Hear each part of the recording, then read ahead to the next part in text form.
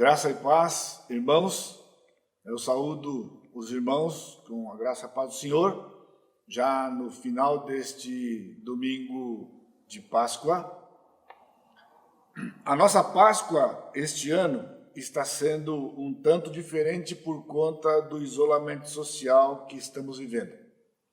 Mas desde bem cedo, de manhã hoje, nós estamos refletindo nos relatos da ressurreição nos evangelhos sobre o tema o primeiro domingo da ressurreição do Senhor Jesus Cristo. A Páscoa para a igreja consiste na lembrança da morte por crucificação de Jesus, mas a grande ênfase é no domingo da ressurreição. Então, se pensamos no Velho Testamento, quando a palavra Páscoa era mencionada, então logo a mente do judeu, do povo judeu, era remetida para o episódio da saída do Egito, o que aconteceu no 14º dia de Nisan, e assim, durante todo aquele tempo do Velho Testamento, mais ou menos 1,5 milênio, assim como também nos dias de Jesus, na mesma cultura judaica, a Páscoa era um termo que se referia a, no caso, naquele ano, a sexta-feira, o 14º dia de Nisan, por ser uma festa móvel, cada ano caía num dia diferente da semana, então não tinha esse costume que nós temos, que sempre é sexta-feira e sempre tem um domingo especial. Na verdade, era uma festa móvel, onde cada ano era um dia da semana diferente. Naquele ano em que Cristo morreu, esse 14º dia de Nisan ocorreu na sexta-feira.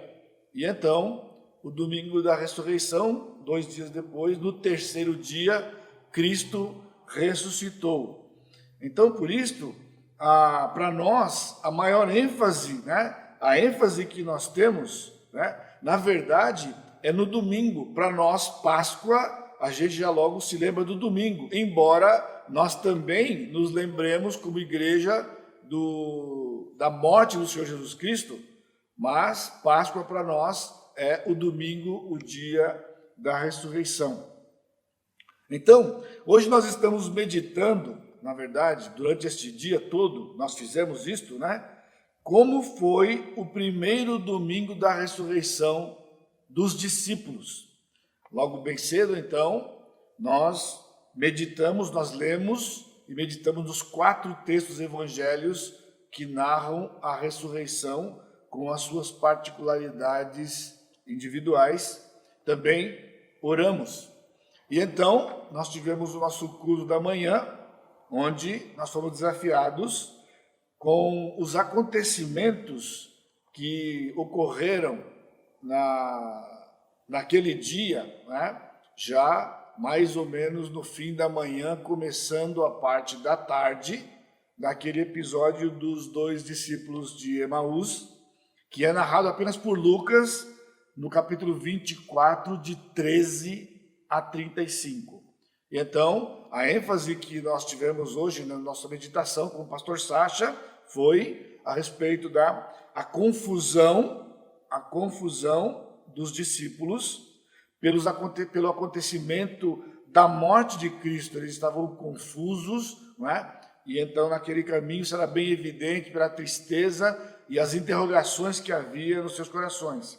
Também nós vimos naquela passagem que o Senhor Jesus Cristo corrigiu aquelas expectativas dos discípulos que eram resultados da sua confusão. Então, Cristo corrigiu, era a correção das expectativas pelo Senhor Jesus Cristo, levando-os à Escritura, relembrando-os da Escritura, mostrando-lhe que a base não era uma experiência, mas a base era o que estava nas Escrituras. E, por fim, no final do relato, a revelação do Senhor Jesus Cristo, quando o Senhor Jesus Cristo se revela a eles sobrenaturalmente, abrindo os olhos daqueles homens, e isto foi percebido na comunhão, quando eles estavam numa refeição comum e o Senhor Jesus Cristo tomou o pão e a forma com que ele partiu o pão levou aqueles dois homens, movidos pelo Espírito Santo, para se lembrar de quando Jesus ainda vivo fazia isto, seus olhos abertos. Então eles finalmente creram no Senhor e depois retornaram para Jerusalém. Uma cidade que era Emaús, uma cidade que ficava a 10 quilômetros de Jerusalém, como nós vimos hoje de manhã, e então eles voltaram para Jerusalém. E agora, para nós já, iniciando a noite, né, no fim deste dia, que nós temos comemorado e nos lembrando da ressurreição, nós vamos meditar no relato de João dos acontecimentos. Eu vou ler o texto à medida que nós fomos explanando, né? Dos evangelhos, por algumas razões, o relato predileto. Sou edificado, lógico, porque a escritura toda é inspirada pelo Senhor, por cada passagem, mas de maneira bastante especial, esta passagem de João 20 fala muito ao meu coração, e nós vamos meditar nos acontecimentos que ocorreram logo bem cedinho de manhã, e depois o acontecimento no finalzinho da tarde, já quase escurecendo, no finalzinho da tarde. E também a segunda aparição para os 11, que vai ocorrer uma semana depois. Os acontecimentos da manhã, que nós vamos ver, eles traziam significado da obra de Cristo na cruz e reacendiam a esperança dos discípulos. E assim, tem este efeito desde então até os dias de hoje. E o acontecimento de à tardezinha, já encerrando aquele dia, né, trazia e traz consolo aos discípulos, quando o Senhor Jesus Cristo se apresenta no meio deles e ele os saúda com a expressão: paz seja convosco. E depois o relato de João termina quando ele narra o Senhor Jesus Cristo aparecendo mais uma vez, uma semana depois, né, com a confrontação com a incredulidade dos discípulos, de alguns deles, e nos trazendo uma grande declaração. E essa declaração do Senhor Jesus Cristo tem sido a nossa ênfase do dia de hoje, e esta ênfase que nos incluía é: bem-aventurados os que não viram e creram. Então nós vamos orar, curva a sua cabeça. Amado Deus, nós estamos diante do Senhor mais uma vez, já ao final deste dia, para te agradecer mais uma vez pela tua bondade, pela obra do Senhor Jesus Cristo na cruz e por aquele túmulo vazio, pela ressurreição do Senhor. O Senhor tem sido fiel, o Senhor é fiel, o Senhor tem nos abençoado. E então nós pedimos de maneira especial também que o Senhor nos abençoe nesta noite, quando nós meditamos mais um pouco naquele dia glorioso da ressurreição do nosso Senhor Jesus Cristo. Por isso, Pai, enche os nossos corações de alegria. Nós somos alegres por te pertencer e porque o Senhor tem cuidado de nós. No nome santo de Jesus, o nosso amado Salvador. Amém, Senhor. Então, vindo agora para o texto de João, nós vamos ler agora os versículos de 1 a 10, onde nós vamos ver o significado da obra do Senhor Jesus Cristo na sua morte, através desse texto. No primeiro dia da semana, Maria Madalena foi ao sepulcro de madrugada, sendo ainda escuro, e viu que a pedra estava revolvida. Então correu e foi ter com Simão Pedro e com o outro discípulo a quem Jesus amava, e disse-lhes: tiraram do sepulcro o Senhor e não sabemos onde o puseram. Saiu, pois, Pedro e o outro discípulo e foram ao sepulcro. Ambos corriam juntos, mas o outro discípulo correu mais depressa do que Pedro e chegou primeiro ao sepulcro. Abaixando-se, viu os lençóis de linho, todavia não entrou. Então Simão Pedro, seguindo, chegou e entrou no sepulcro. Ele também viu os lençóis e o lenço que estivera sobre a cabeça de Jesus e que não estava com os lençóis, mas deixado num lugar à parte. Então entrou também o outro discípulo que chegara primeiro ao sepulcro e viu e creu, pois ainda não tinham compreendido a Escritura que era necessário ressuscitar de entre os mortos, e voltaram os discípulos outra vez para casa. O plano de Deus com a vinda do Messias não tinha significado para os discípulos naqueles últimos 2 dias, até este momento de manhã, quando as mulheres vêm com a notícia para eles, porque eles não conseguiam conciliar aquela cena da morte, da crucificação de Jesus, tão cruel e repentina, com tudo aquilo que eles tinham vivido com o Senhor Jesus Cristo, sobretudo nos últimos 3 anos. Então, de acordo com este relato aqui, né, este momento quando o Senhor Jesus Cristo se apresenta primeiro para Maria Madalena, né, então ela chega ao sepulcro bem cedinho com outras mulheres. Os outros relatos dizem que elas viram a pedra revolvida, encontraram-se com um anjo e elas correram para falar com os discípulos, né? Por causa do texto de João, quando João usa o singular, concentrando na pessoa de Maria Madalena, bem provavelmente, né, Maria Madalena, então, ela sai correndo e ela vai por um outro caminho e ela chega onde está Pedro e João, porque esse era o objetivo do texto aqui, né? Diz que ela não foi procurar os 11, ela foi procurar Pedro e João. Então, provavelmente ela vai por outro caminho, chega primeiro e fala com Pedro e João, com essas palavras que estão aqui, né? Tiraram o corpo dele e nós não sabemos aonde ele estava, né? Então, logo, Pedro e João saem correndo, como diz o texto, e eles vão para o local para constatarem aquilo que ela havia dito. E aqui nós temos um jogo de palavras interessante. Nesses últimos domingos, eu tenho mencionado nas mensagens, né, por conta dos textos que têm sido escolhidos aqui, né, deste verbo. E neste caso aqui é muito interessante, porque nos outros textos lá de Mateus, como nós vimos no milagre, mencionando aquela palavra e viu, ele viu, né, que é a palavra idom, né? Aqui no texto é interessante, porque no versículo 1 diz que Maria Madalena foi ao sepulcro, sendo ainda escuro, e viu que a pedra estava revolvida. E no versículo 8, nós encontramos quando João entra no sepulcro e viu e creu. Então, lógico, na nossa língua é o mesmo verbo, é a mesma palavra.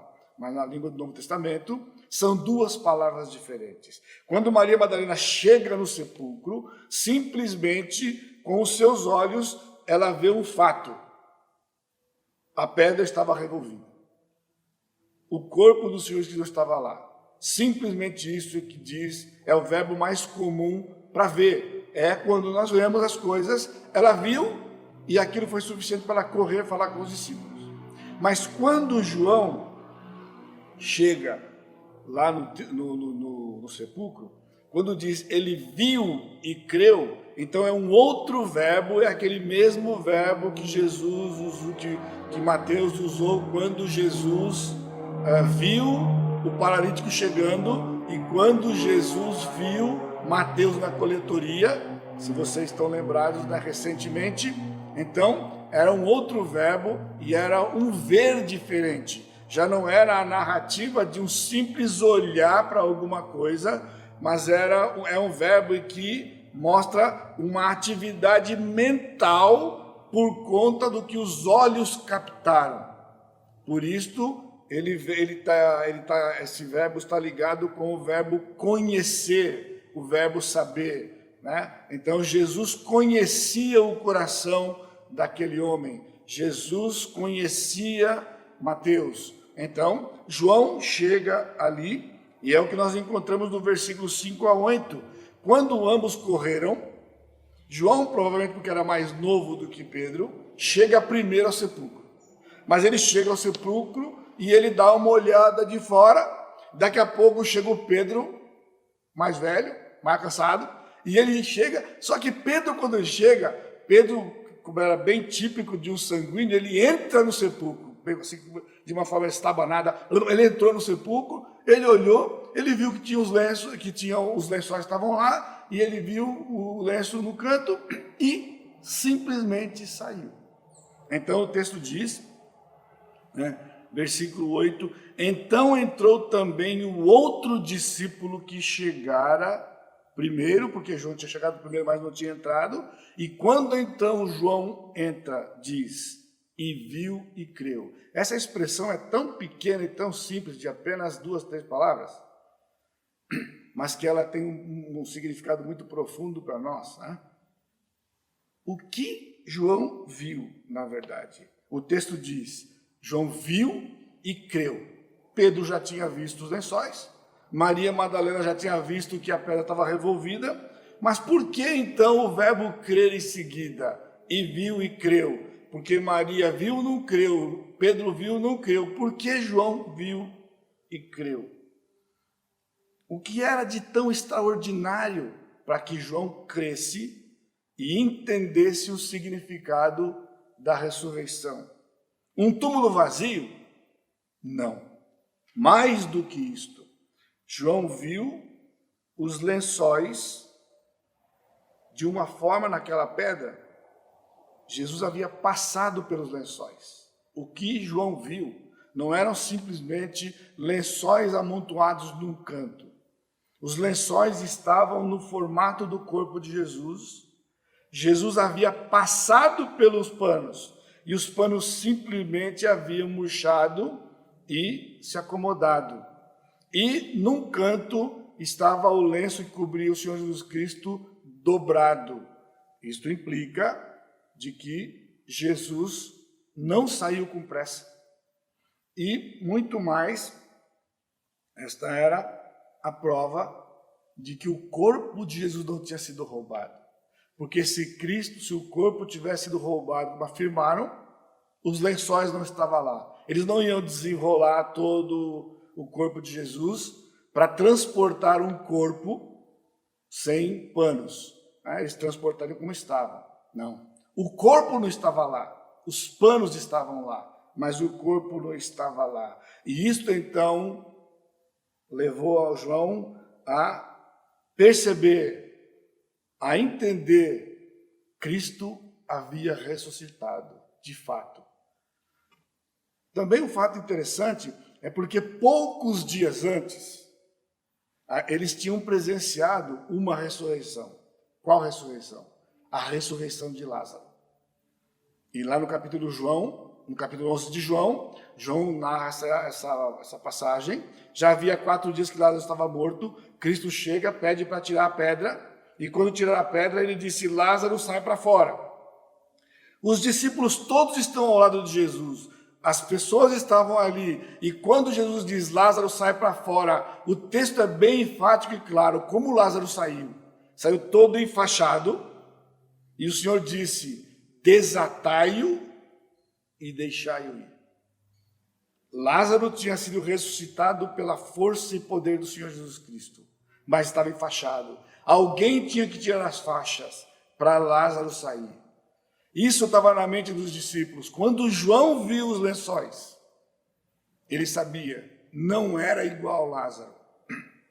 Cristo havia ressuscitado pelo seu próprio poder, o poder do Pai, e havia se ausentado daquele lugar. Definitivamente, o corpo não havia sido roubado. Então, a ressurreição do Senhor Jesus Cristo, constatada agora por esses 2 discípulos, trazia resposta aos problemas, resposta às dificuldades, resposta às indagações, às incertezas, numa frase profunda e tremenda: ele está vivo.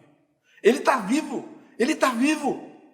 Tudo tem sentido agora. Agora nós entendemos o que ele disse. Ele está vivo. Ele está vivo. Irmãos, esta frase não pode perder o seu eco ao longo dos tempos. Para nós, muitas vezes, é tão corriqueiro. Cristo está vivo. Ele tem controle de todas as coisas. Ele é soberano. Agora, os discípulos passaram por uma situação profunda que nós não passamos. Por alguns momentos, por algumas horas, eles perderam a esperança, porque não entendiam o que significava aquela morte cruel no plano de Deus. Agora, com a ressurreição, eles entendiam o significado. Ele está vivo. Tudo era verdade. Então, o relato de João continua naquela manhã ainda. Então, os discípulos agora voltam para encontrar-se com os outros, mas o texto no versículo 11 diz: Maria, entretanto, permanecia junto à entrada. Maria, entretanto, permanecia junto à entrada. E ela estava chorando. Enquanto chorava, abaixou-se e olhou para dentro do túmulo. Irmãos, aqui nós temos um relato único também, quando o Senhor aparece para ela. Porque veja, João viu os lenços, o lenço e os lençóis. João e nem Pedro viram Jesus. Eles foram embora encontrar-se com os discípulos naquela manhã. Estavam atônitos ainda. João tinha visto que tinha acontecido a ressurreição, porém, a prova para homens como nós, que somos pó, incrédulos, eu tenho dito ao longo desses anos, né, que o pior tipo de incrédulo é o crente, porque nós temos tantas informações e temos dificuldades para crer, como nós vimos hoje na mensagem com o pastor Sacha, quando ele disse para aqueles homens, homens tardos, honestos, tardos de entendimento. Eles não podiam entender, já tinham ouvido das mulheres, já tinham ouvido dos apóstolos que Jesus tinha ressuscitado, mas como não tinham visto, eles não acreditavam. Então, nesse sentido, aqui tem, nesse aspecto, tem esse texto aqui, né, que Maria permanece, e Champlin, um teólogo, escreveu uma obra em português muito grande, ele diz o seguinte, que este relato de 11 a 18 é considerada uma das mais extraordinárias entre as peças dramáticas da literatura de todo o mundo. Uma das mais extraordinárias entre as peças dramáticas da literatura de todo o mundo. Maria permanecia ali na porta do sepulcro chorando, mas Jesus tinha mais para Maria Madalena. Então, Maria, de repente, o texto diz que ela olhou para dentro do túmulo, da porta, ela baixou e olhou dentro do túmulo. Mas interessante que ela não viu aquilo que João viu com Pedro. O texto diz, e viu 2 anjos vestidos de branco, sentados onde o corpo de Jesus fora posto, um à cabeceira e outro aos pés. Irmãos, nos outros evangelhos diz que os anjos estavam lá fora, conversaram com as mulheres, ele não está aqui, porque procurais dentre os mortos aquele que vive, assim eram os textos. Só que o texto aqui está dizendo que Maria, quando ela olhou para dentro do túmulo, ela viu os 2 anjos sentados, um à cabeceira e o outro no sentido dos pés, ali. E aí eles perguntaram para Maria, por que choras? E ela respondeu, porque levaram o meu Senhor e não sei onde o puseram. Mas o que, de fato, Maria Madalena viu? Irmãos, esta cena dos anjos sentados, um de frente para o outro, um na cabeceira e o outro no pé, nos leva a uma passagem do Velho Testamento. Lá em Êxodo capítulo 37, nós encontramos o seguinte, verso 6 a 9. Fez também o propiciatório de ouro puro, de 2 côvados e meio para o seu comprimento e a largura de 1 côvado e meio. Fez também 2 querubins de ouro batidos fez, nas 2 extremidades do propiciatório. Um querubim na extremidade de uma parte, o outro na extremidade da outra parte, de uma só peça com o propiciatório, fez os querubins nas 2 extremidades deles. Os querubins estendiam as suas asas por cima, cobrindo com elas o propiciatório. Estavam eles de face voltadas uma para a outra, olhando para o propiciatório. O que Maria Madalena viu? Ela viu irmãos, ao vivo e em cores, a Arca da Aliança que Israel tinha por séculos no meio do povo. Aquela Arca da Aliança estava no Santo dos Santos, o sumo sacerdote entrava uma vez por ano lá. E ele aspergia o sangue no propiciatório. A arca era o recipiente, a tampa era o propiciatório. Por que propiciatório? Porque era o lugar onde se fazia a propiciação dos pecados do povo. Os anjos, um de frente para o outro, e ali no meio, a tampa, o propiciatório, e o sangue era aspergido anualmente, ato contínuo, anualmente, ato contínuo. Aquilo que Maria viu era o fim daquela era. Não havia mais arca, a arca já tinha se perdido, eram só as lembranças. Agora Maria vê 2 anjos, um de frente para o outro, nas extremidades, os lenços no meio onde tinha estado o corpo de Jesus. E aqueles panos, sabe o que tinha aqueles panos? Sangue do Senhor Jesus Cristo. O lado traspassado, os seus pés traspassados, suas mãos que provavelmente estavam coladas ao seu corpo e envolto nos panos, quando Cristo passou, o seu sangue ficou naqueles panos. E aquilo era que era feito durante séculos do Velho Testamento, aspergindo sangue. Mas uma única e última vez, de fato, porque a arca do Velho Testamento se arremetia a este momento. Irmãos, esta cena precisava aparecer no dia da ressurreição. E se nós olharmos para 1 João capítulo 2:2, diz o seguinte: filhinhos meus, estas coisas vos escrevo para que não pequeis. Se todavia alguém pecar, temos advogado junto ao Pai, Jesus Cristo justo. E ele é a propiciação pelos nossos pecados, e não somente pelos nossos próprios, mas ainda pelos do mundo inteiro.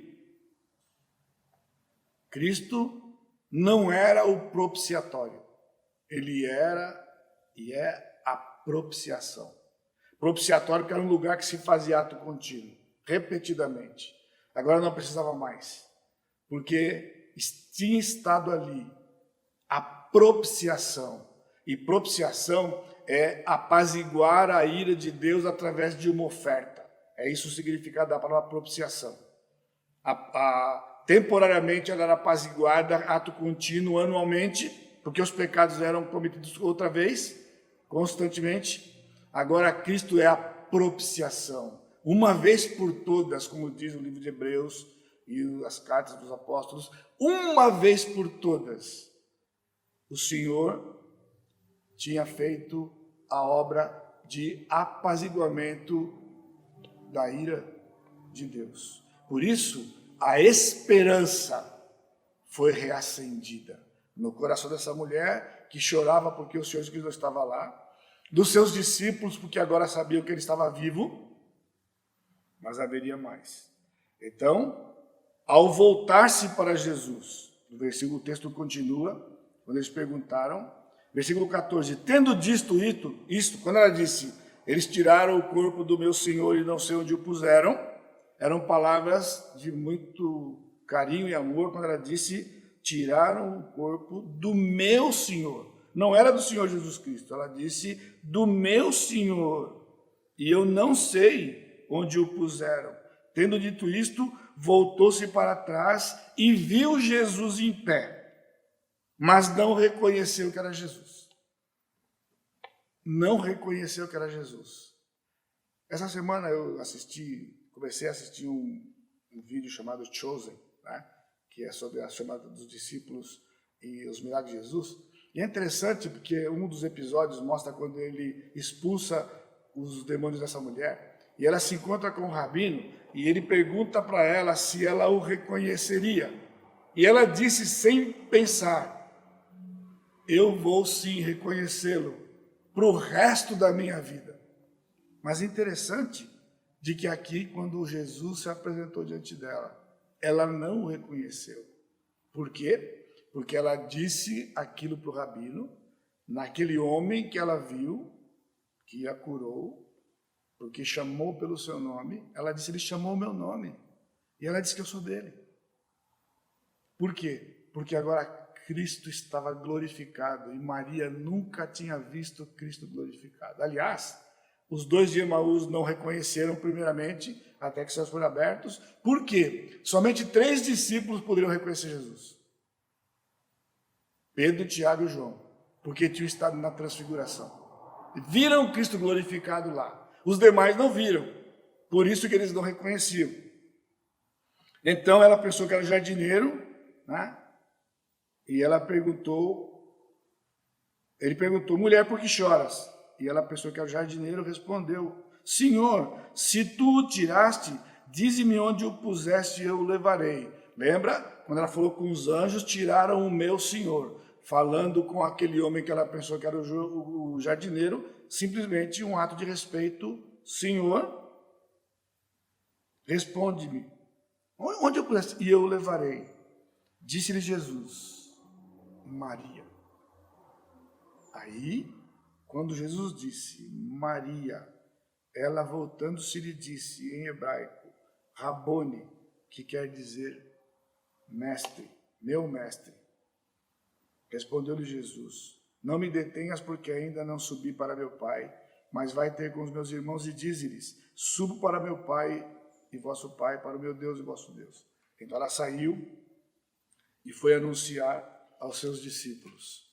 Então, Maria não somente tinha visto a representação da arca agora de forma definitiva, mas ela é a primeira entre os discípulos de Jesus agora como um todo, mesmo antes dos apóstolos, a ver o Senhor Jesus Cristo. O Senhor e aquele som, irmãos, era inconfundível. Quando ela estava de costa novamente para ele, porque pensou que era jardineiro, ele disse, Maria. Porque a primeira vez ele disse, mulher, por que choras? E ela não o reconheceu, mas quando ele disse, Maria, ela se lembrou daquele dia, quando ela foi liberta pelo Senhor. Porque o Senhor disse, Maria, você me pertence, você é minha.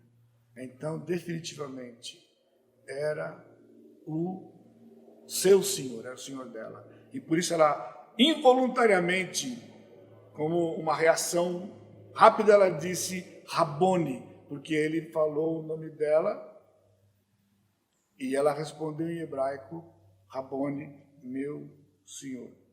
Foi a primeira pessoa a ver o Senhor Jesus Cristo. Era um consolo para o coração dela, mas era a esperança reacendida.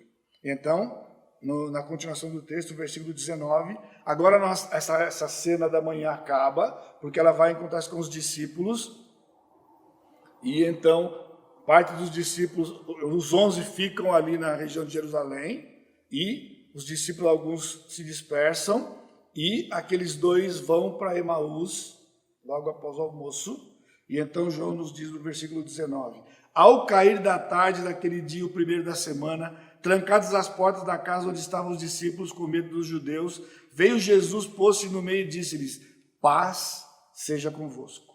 E dizendo isto, lhes mostrou as mãos e o lado, alegraram-se, portanto, os discípulos ao verem o Senhor. Disse-lhes, pois, Jesus outra vez, paz seja convosco, assim como o Pai me enviou, eu também vos envio.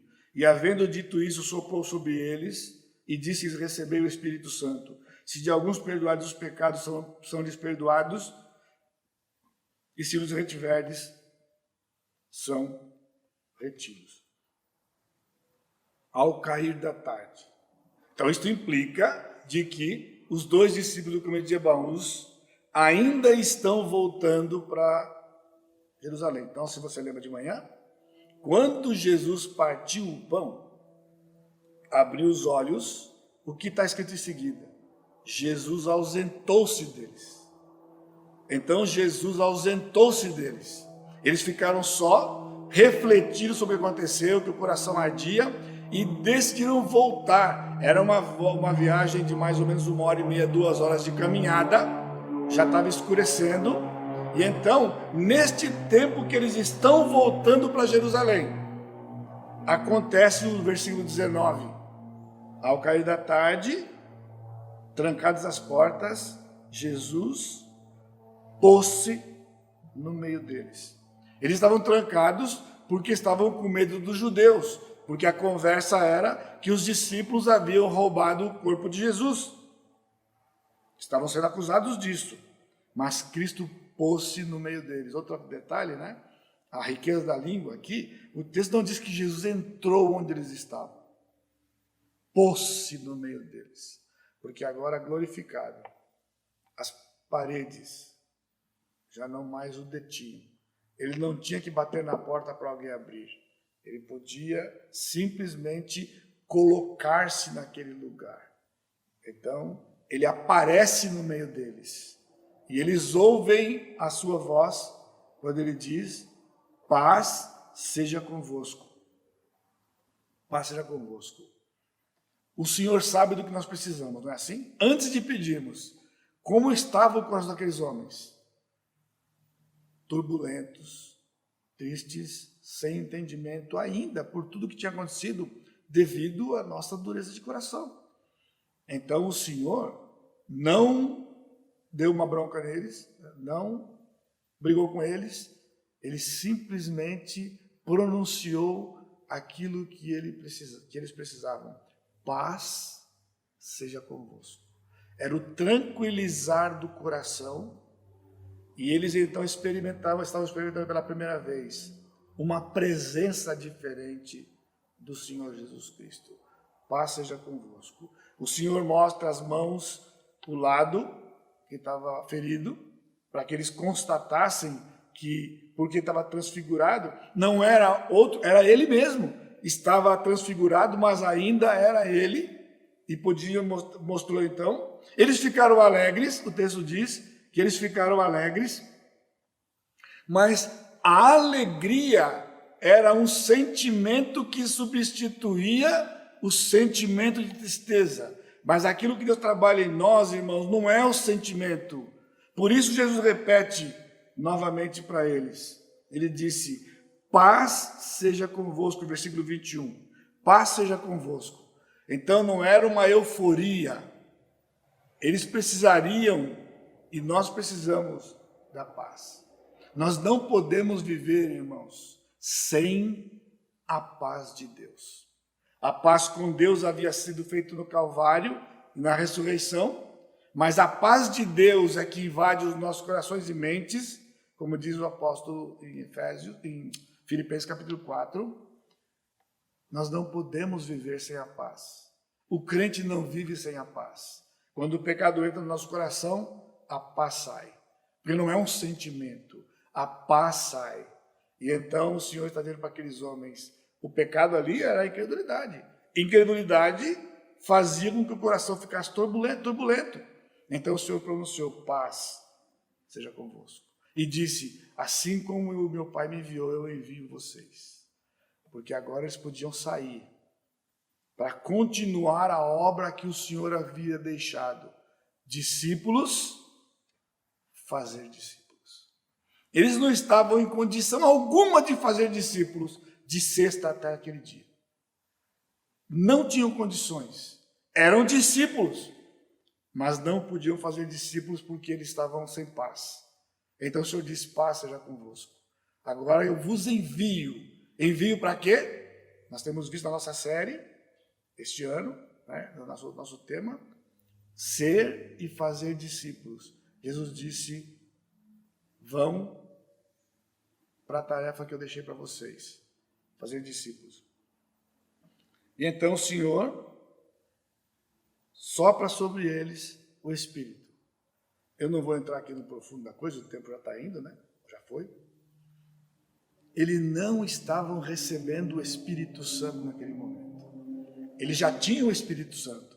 João capítulo 14, o Senhor disse que o Espírito Santo habitava neles e estaria com eles. Então o que aconteceu aqui?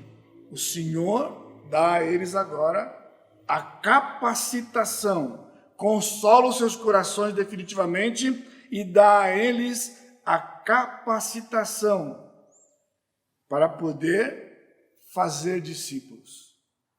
Não era a habitação, como também não é no capítulo 2 de Atos, habitação. O Espírito Santo não passa a habitar os discípulos ali. Os discípulos, os crentes eram habitados pelo Espírito Santo por toda a era, desde Abel, por crer. E então agora eles vão sair. E ele dá uma frase interessante quando ele diz: se de alguns perdoados os pecados, são-lhes perdoados, se lhes retiverdes, são retidos. O se aqui não é se talvez, é desde que. Na tarefa que vocês vão fazer o quê? Perdoar pecados? Essa é a tarefa dos discípulos, é nossa? Não. Olha o texto, claro. Se perdoardes, são-lhes perdoados. Na verdade, tem sido perdoado. Na verdade, o discípulo só declara aquilo que está na Escritura. Você crê no Senhor, os seus pecados estão perdoados. Já fez isso com alguém? Você já teve a alegria de ver alguém nascer em Jesus? O que é que a gente diz quando uma pessoa se rende aos pés de Jesus? Olha, os seus pecados estão perdoados.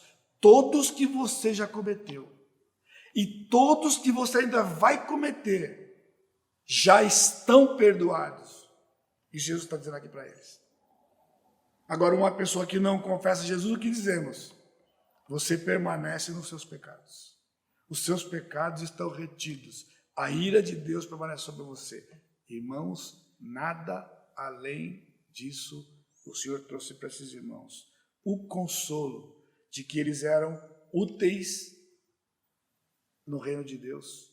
Sendo discípulos, não era para exibir o diploma de que tinham estado com Jesus. Sendo discípulos, fazer discípulos. E finalmente, versos 26 a 29 diz: passados 8 dias, estavam outra vez ali reunidos os seus discípulos e Tomé com eles. Estando as portas trancadas, veio Jesus, pôs-se no meio deles, pôs-se no meio e disse-lhes: paz seja convosco. E logo disse a Tomé: põe aqui o teu dedo e vê as minhas mãos, chega também a tua mão e põe-na no meu lado, não sejas incrédulo, mas crente. Respondeu-lhe Tomé: Senhor meu e Deus meu. Disse-lhe Jesus: porque viste, creste? Bem-aventurados os que não viram e creram. 8 dias depois, é estranho para você, né? A gente falou uma semana depois, mas os nordestinos são bíblicos até nisso. Porque ele fala de hoje a 8. De hoje a 8 significa domingo que vem. De hoje a 8. Isso é a conversa no meio dos nordestinos. Quando você vai, eu vou de hoje a 8. Eu vou de hoje a 15. De hoje a 8. De hoje a 8. Então, diz o texto que 8 dias depois, o Senhor aparece. Passados 8 dias, estavam outra vez ali reunidos. Jesus pôs-se no meio deles e novamente, paz seja convosco.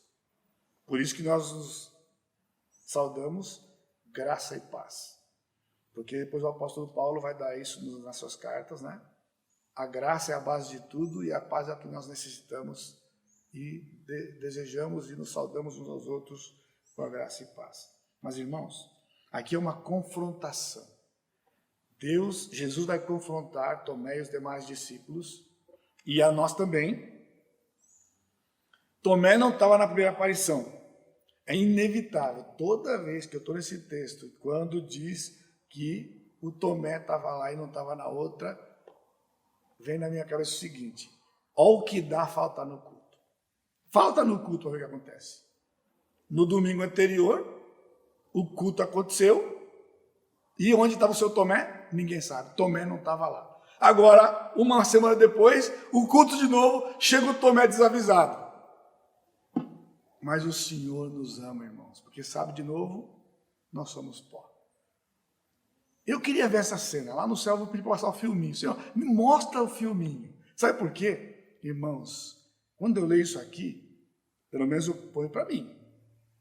Jesus disse, logo que ele falou, paz seja convosco, ele nem já disse, Tomé, chega aqui, filho. Vem cá, filho, chega aqui. Chega aqui. Aqui, ó. Põe a mão aqui. Porque ele tinha dito na semana anterior. No versículo, nós pulamos o texto 24 e 25. Ele disse, eu só vou acreditar se eu vir. Ou seja, ele queria ver com os olhos. Lembra dos dois ver, o verbo? O outro é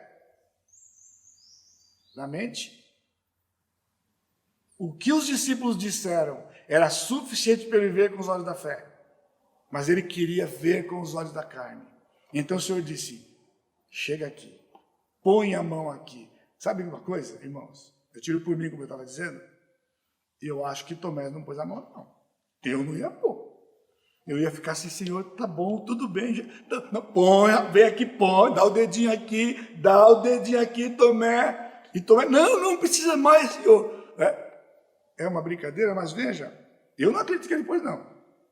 Por quê? O texto diz o quê? Quando o Senhor disse, põe a mão no meu lado, não sejas incrédulo, mas crente. Irmãos, nós precisamos crer. Nós estamos vendo dias aqui onde a fé de muita gente está abalada. Então, o que o Senhor está dizendo? Não seja incrédulo, mas crente. Cristo está vivo. Ele está vivo. Sabe onde ele está agora? Sentado no seu trono à destra do Pai, controlando tudo o que acontece neste universo, onde a terra é um grãozinho de areia do menor. Mas foi neste lugar que aprove ao Senhor viver, e foi aqui que ele morreu. Por isso, irmãos, não há vida em outro planeta. Está entendendo? Vocês estão ouvindo? Isso aqui é lambuja, é presente de Páscoa. Não há vida em outro planeta.